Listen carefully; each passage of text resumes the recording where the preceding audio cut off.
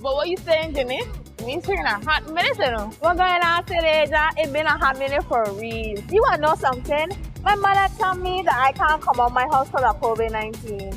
I know we ain't safe out there for a little bit, but still I just have some fun though. Well, my side can't leave the house unless I'm vaccinated. But you won't scared of the vaccine? Nah, sis, the vaccine's safe. VI people, you must stay at work. COVID-19 is not a joke. It's much more than good hygiene.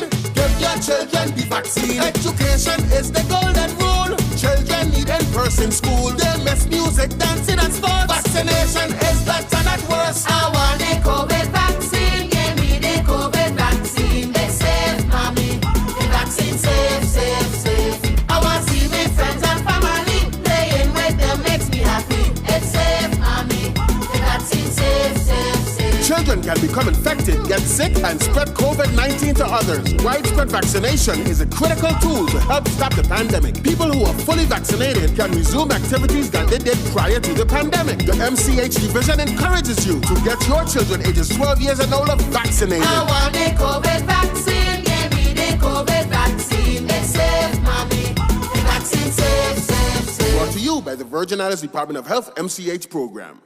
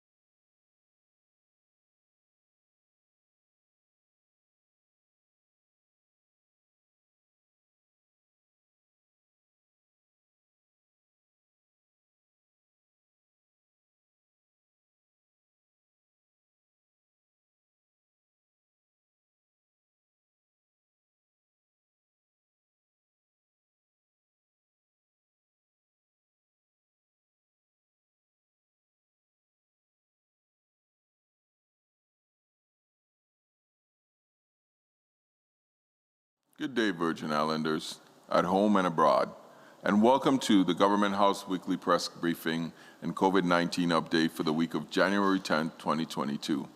Joining me this afternoon for information for the latest on COVID-19 data, where residents can get a free test, vaccine, and booster shot this week, is Commissioner Health Encarnacion. But before we go to Commissioner Encarnacion, I want to take this time to extend my deepest and most sincere condolences to the family of the little Logan Cruz, who sadly passed away this past Friday after a hard-fought battle against leukemia. I can't imagine there are words that can console a parent grieving the loss of a child. This community has been extremely touched and aggrieved the passing of little Logan. And everybody feels a little helpless in these moments about what they can do. But what we can do is we can pray for God's peace for his family and the friends and everybody. And we can also remember that there are many more right here in our community and throughout the world that are currently fighting cancer. They're still in that fight and they have a chance. Let's continue to support that fight and that chance by going out and contributing where we can, advocating for rights, getting our loved ones to get tested, whether for prostate or other, continue to have breast exams. Let's do all we can to make sure that cancer is the loser in this fight. Logan's fight and his light through it all will remain an inspiration and a symbol of strength and perseverance to us all. My heart and my prayers, those of my family, go out to his parents and his entire family circle during this very, very difficult time. As you know, we are now entering the third week of this Omicron surge. We announced changes to our protocols that include time restrictions at bars, which we know now is last call is 11, and every place has to be closed by 12. So that's for nightclubs and restaurants as well.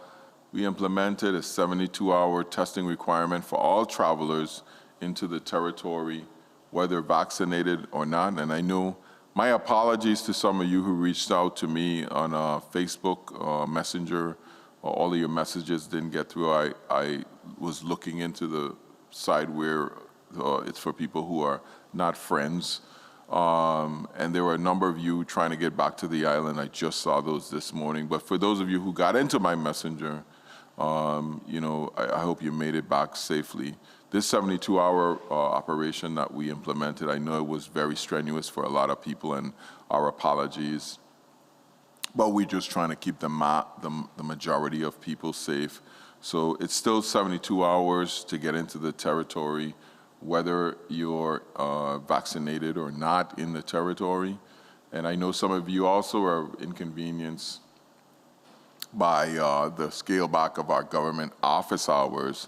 But we just want to ensure the safety of our employees by reducing interactions with the public. Just like everybody else in the territory, we're facing some of the kind of staffing challenges, as well as more and more of our personnel are infected with COVID. And rather than shut down totally, we're staggering hours and being able to keep people in. Those who are well can come in, because even if they're not getting it in government offices, they're getting it elsewhere. So those changes were set to expire today, Monday, January 10th. And last week we said we would monitor and look at all of the things that are going on, the decisions and the protocols, and we would decide then. We know we're hoping this surge subsides quickly, but if what we're seeing globally and nationally is any indication, I think we still have at least another week or so of this, riding this out, and then hopefully it'll expire sometime around the next 2 weeks in terms of starting to go down. So what you need to know is that we have extended all the protocols that we put in on the 10th for 2 more weeks until January 25th. Those are very minimal restrictions, just to let you know.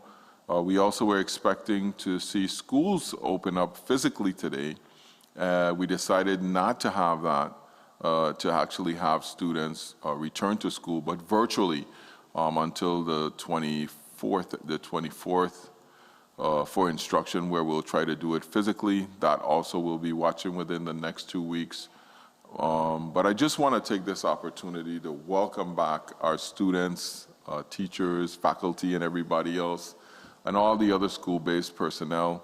I know you're returning to school under less than the ideal circumstances, but we're just following what the expert scene says and looking at all the data to make sure that we keep you, the students, everybody else safe during this global pandemic. To our students, it's been a rough year and a half, almost 2 years now, dealing with this pandemic.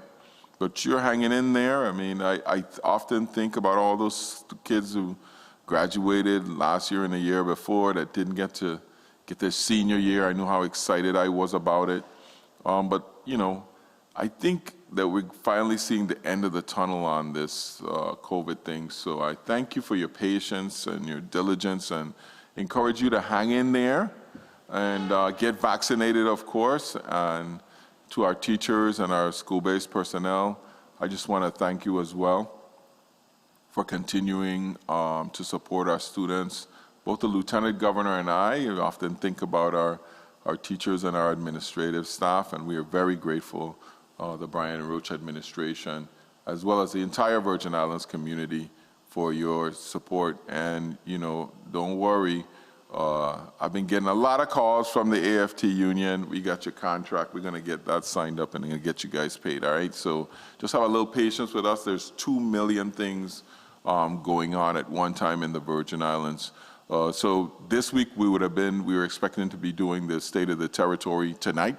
That too has been postponed until the 24th. We're getting together all of the requirements and the stuff that we need to get that done safely in the Senate chambers. So I will go to Commissioner Encarnacion and let her tell you about what's going on with COVID and where we're at in the territory. Commissioner? Thank you, Governor. Before I start with the COVID numbers, it's important to note that We're working hand in hand with the Department of Education to ensure that we test everyone before they begin, and of course we'll be doing recurrent testing as the time goes in. So we're supporting them hand in hand. Like you said, Governor, we need to get the children back in school. Good afternoon, Virgin Islanders. Our COVID-19 report shows that as of January 7th, we have conducted a total of 269,863 tests. Of those tests, we have validated 12,541 positive results. Our 7-day positivity rate is 24.30%. There are currently 3,782 active cases in the territory, 1,821 active cases on St. Croix, 1,708 active cases on St. Thomas, and 253 on St. John. 8,090 cases have recovered, and fatalities remain at 89. There are currently 6 individuals hospitalized on St. Croix with no vents. On St. Thomas, there are 12 individuals hospitalized and 2 vents. And so right now, we have a total of 18 hospitalizations, 2 vents. There's one on a BiPAP in St. Thomas, which is considered a vent for our counting purposes, so that would give us 3, but 2 on the actual ventilators. SARS-CoV-2, the virus that causes the disease COVID-19, has many different symptoms, and as the variants develop, the symptoms may vary. But for the most part, the cold and flu-like symptoms, headache, cough, fever, a sore throat, aches and pains, and some gastrointestinal upsets have been consistent. Let me not forget the very uncomfortable inability to taste or smell. If that sounds like you or anyone you know, please stay home and advise them in turn to do the same thing. Further, if you have any of those symptoms or have been exposed to someone with COVID-19, you should call the epidemiology hotline to schedule an appointment for COVID-19 testing. The hotline is open 7 days a week from 8 a.m. to 10 p.m., and that number is 340-712-6299 or 340-776-1519. An appointment should be made also to schedule online with COVID-19 USVI.com/testing.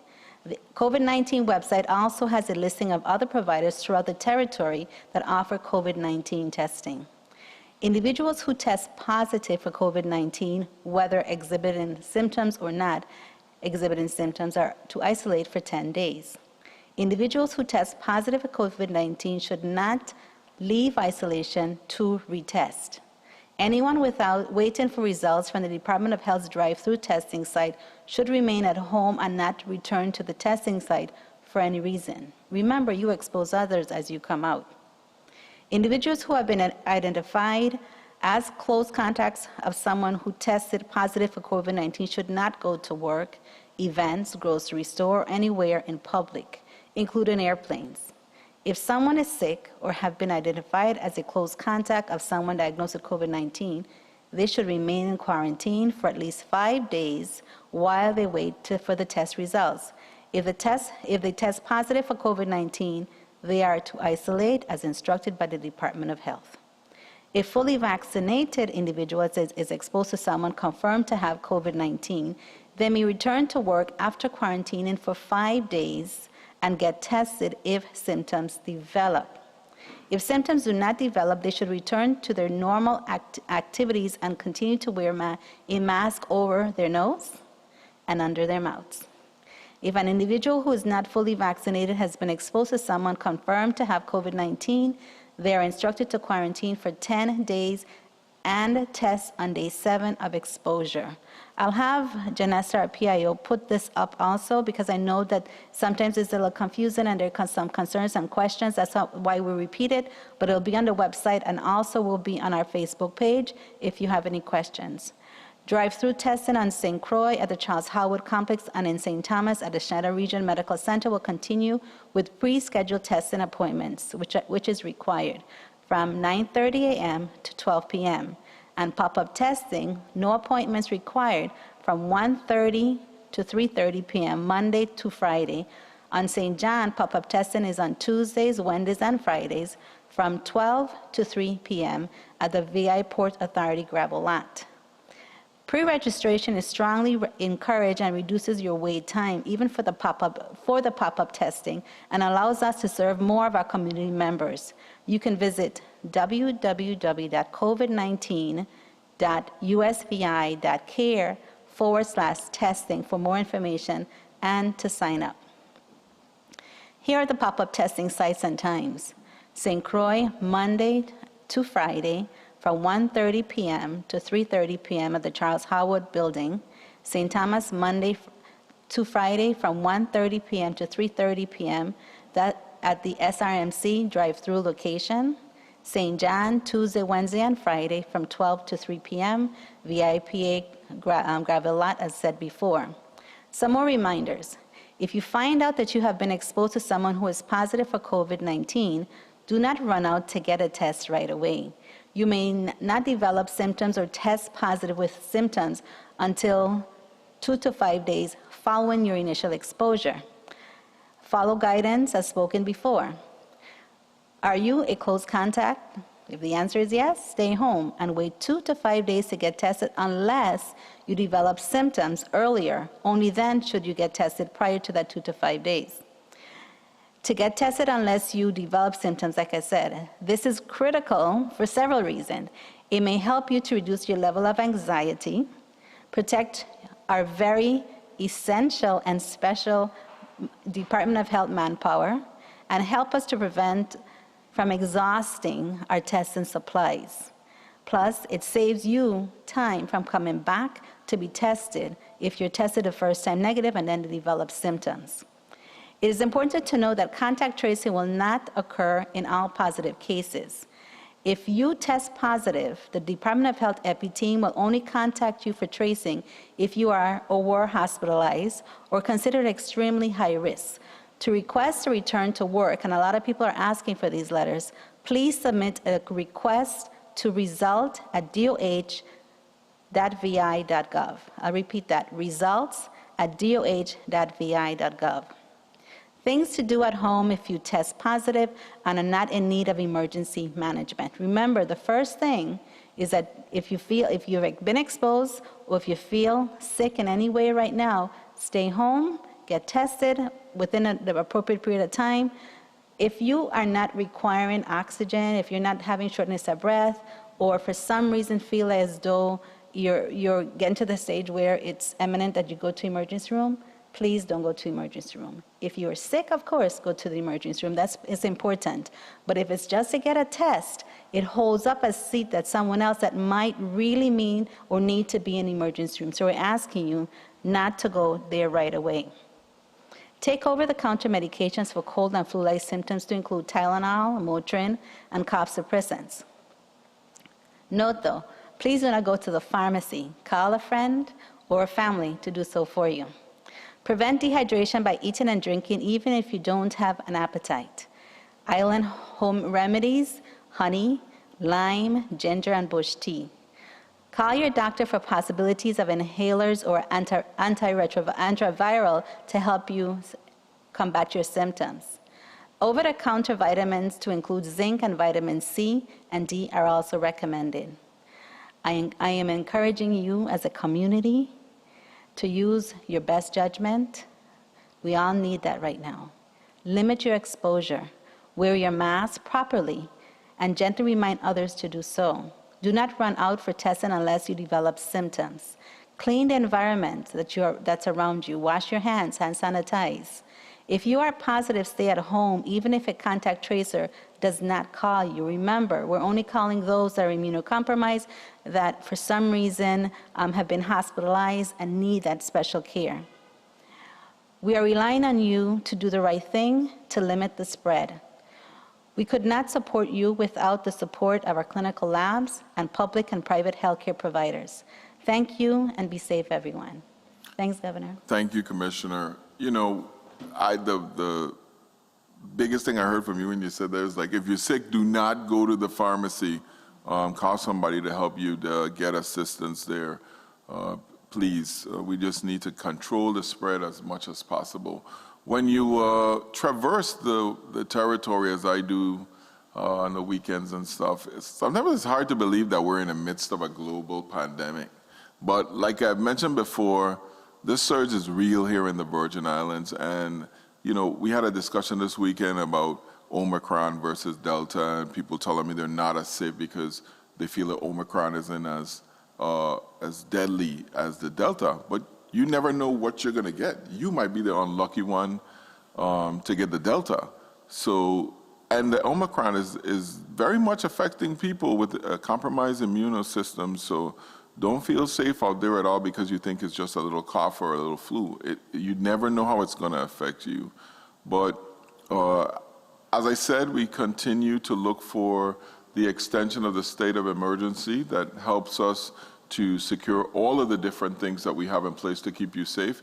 It actually expires today. Remember, we naturally have the state of emergency extended every 30 days if the legislature doesn't vote on it immediately.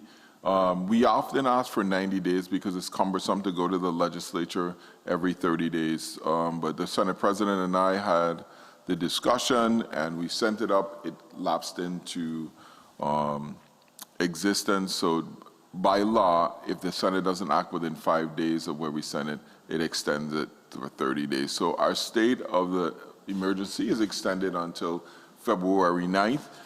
Going to February 9th, we will be once again putting together something to get the legislature to extend it for 90 days, as we're going to be in this pattern for a while. And for people who question this, remember, we can't have the travel portal, we can't do mandatory testing in some instances. Some of the mandates that we have in terms of how many people can go in a room, how many people could be in a mass gathering, all of those things go away without the emergency measures in place. There are a bunch of other stuff that this emergency measure helps us to support, so we thank the legislature for their continuous cooperation and their endeavors to make sure that we have as much resources as possible to fight this global pandemic. In non-COVID related news 4 months ago, the Virgin Islands Water and Power Authority's Governing Board embarked on an extensive interview to find the next Chief Executive Officer of WAPA. This is one of the mandates that I really push with the board. You know, I get a lot of flack from the vetoing measures by the legislature to install control boards and whatnot, giving the PSC extra powers. You know, in government, you know, you don't, I have to go to the old adage, a rose is but a rose by any other name. You can't call it something else or switch it from autonomous to semi-autonomous and expect to get results. We have a board that governs WAPA, and we have a Public Service Commission that regulates WAPA. We also have a Senate that agrees or disagrees to put anybody that I want or send down, the governor, to the board. We have enough controls in place already. These things just have to work, and we have to allow people to do their work. Well, the entire executive team from WAPA essentially resigned or retired over the last year. And now today, WAPA's governing board has announced that an employment agreement has been reached between them and Andrew Smith to become the next CEO of the Virgin Islands Water and Power. With the announcement of that, I think WAPA takes another step towards making this historic shift towards a renewable company. Affordability and reliability of the service there is a priority to me. In the coming months, you're going to see initiatives that are come forth in order to help you, the consumer, be able to manage the cost of power. Whether we like it or not, the price of oil and fuel and gas is going up. That's not a WAPA issue. That's not a territory issue. That's a global issue. The Biden administration has been making reserves more available in hopes of flattening out the price of oil. But propane especially has taken a significant uptick. So we're doing the things, and luckily we have the resources to offset some of these impacts upon the people of the Virgin Islands, because we know people hurting, and they're going through it right now. So we're working with WAPA and of our friends in the legislature to help to control that as we move forward. Next Monday, January 17th, is Martin Luther King. Before I go there, let me just say, welcome Mr. Smith to WAPA. You know, that's no easy task at any salary. So I want you to give him your support and your prayers for the employees there and for the community. You know, this is a government company. It's part of us. So we're going to need all the resources to get it to work right. So looking for your support, constant support in moving WAPA to a place where we can control. We're almost there. Not quite. We got some work to do, but we have the resources to get it done. It's just time. Next Monday, as I said, is January 17th, Martin Luther King Jr. Day. The Virgin Islands was the first in the nation to recognize Dr. King's birthday as a legal holiday and have always celebrated his life and legacy with a march and a public ceremony. And I often think of Dr. King's legacy, and I am reminded of his fight for social justice and lifting people out of poverty being just as vigorous as his fight for racial equality here at home. We continue as an administration through those beliefs to move the dial forward in lifting the Virgin Islands family, the average family, out of poverty. Over 30% of our families suffer under the poverty line, and I think that's a conservative amount. But we are dedicated to doing so by ensuring free college tuition at UVI, because education is a way to really be able to get a gift that you keep forever. That helps you get it in the world. By fighting hard to level the playing field and putting Virgin Islanders on the same plane as Americans living in the mainland when it comes to eligibility and access for critical federal support programs like food stamps, the stimulus, the PBT, welfare, home ownership opportunities, and also by paying hardworking Virgin Islands families they're much deserved and what we owe to them, their tax refunds. You know, people point out all the time, you know, oh, it's their money. It is their money. But before, administrations never paid it. And we made a commitment to make sure that we come current on tax return, and we're going to do so. And we also do it by making home ownership more and more affordable for Virgin Islanders. We want to make sure that Virgin Islanders not only pay rent, but own assets, because assets is what really creates real wealth. And so while this year we won't be able to celebrate en masse as we do and have become accustomed to, I'm asking each of you to honor Dr. King in honor of the National Day of Service, which also celebrates his legacy, to take the time Monday. You want you to really take the time to honor him with some small act of kindness, whether that be donating to a charity or safely getting out into the community and lending a hand to one of our many nonprofits who are doing excellent work helping those in need. I also want to say that in doing this, you know, we have a real debt to the people that came before us. The things that we take for granted now, like going to school, people of color specifically, women working in the workplace with equality, women being able to vote, people of color being able to vote. A lot of these things were championed by people that we now take for granted, and their rights actually that we do take for granted. And we have to recognize that all the work of those people to get us to where we are today in the Virgin Islands, self-governing, and mostly people of color, be able to have a president of African American descent, to be able to move in all kinds of circles and get the same rights to education and social benefits. That didn't come easy. We worked for that. And people came before us and worked for it. We need to do the right thing and make sure that we vote, that we represent ourselves in society, and we make sure that we do all we can to send people to school and take advantage of education. I'll take some questions now. I see we have Susan Ellis on the phone. Susan? Yes, good afternoon, Governor. Good afternoon, Governor and Commissioner. How's everybody today? Good, how are you? Good, good. Thank you for taking my questions. Commissioner, I'm wondering, do you have numbers of the infected cases that have been vaccinated? Is it still that roughly 8% that you mentioned a couple of weeks ago? Yeah, that hasn't changed. So it's around the 8% still. Thank you for asking. And I know that you are working so hard to get people tested. What about vaccinations? Are those picking up any? Thank you for saying that, because after I finished speaking today, I actually said, you know what? I didn't speak about vaccinations. And you know, that's one of the first things I always think about. So yes, our lines are longer. So we are seeing more people that are now being vaccinated, which is a positive. We are also seeing individuals that are coming to get their booster shots, and parents asking for those 5 and over to become vaccinated. So we haven't stopped. Our campaign for vaccination is strong. It's going on. And we really ask you to become vaccinated, and if you have been vaccinated, please get your booster. Great, and that leads up to the next question about getting children back into school.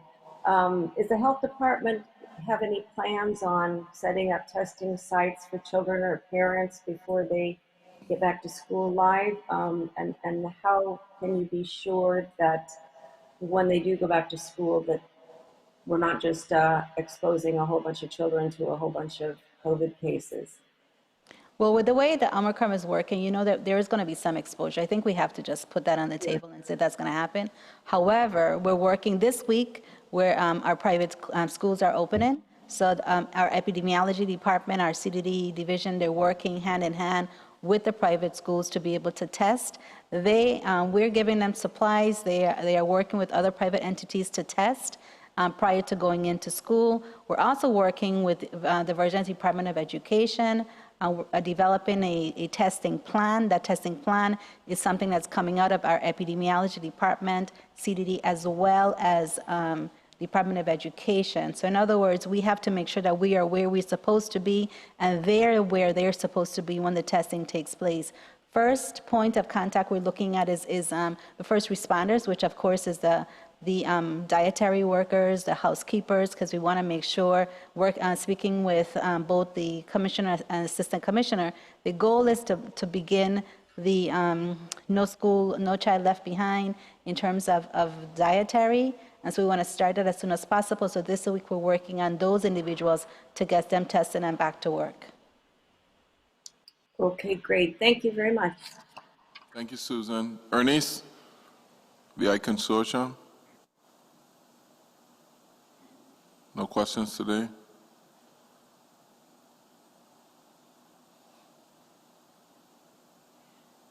Before I depart today, I want to say happy belated Founders Day to my illustrious fraternity, Kappa Alpha Psi Incorporated. We celebrated ours on January 5th. I'd also like to say happy Founders Day to Phi Beta Sigma.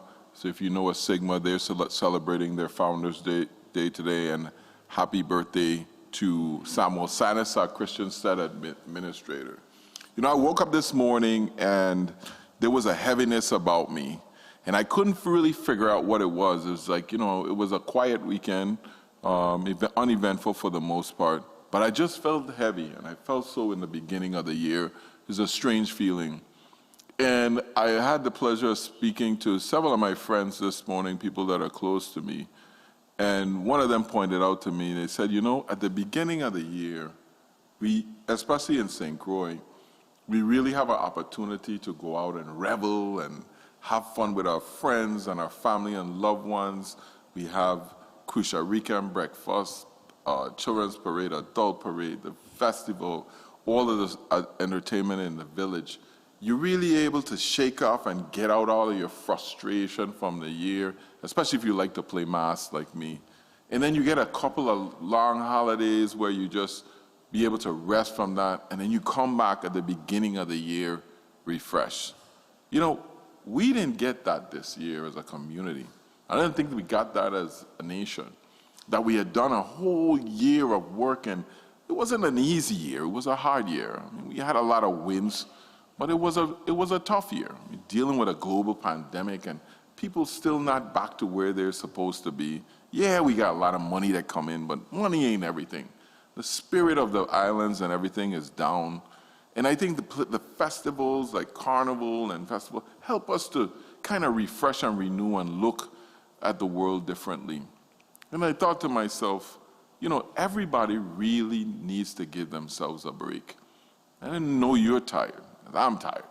Not only the pandemic, but all the things that it affected and just dealing with the normal things we deal to and raising families, taking care of our parents who may not be doing well, taking care of loved ones, people are passing away, and because of the communication is broken in our community, not being able to contact people, not being able to share warmth and celebrate different occasions with the people we really care about because we don't have the ability of going to them because we have a surge, or whether that is and change travel plans that may have been made years in advance of that special cruise or where you wanted to go.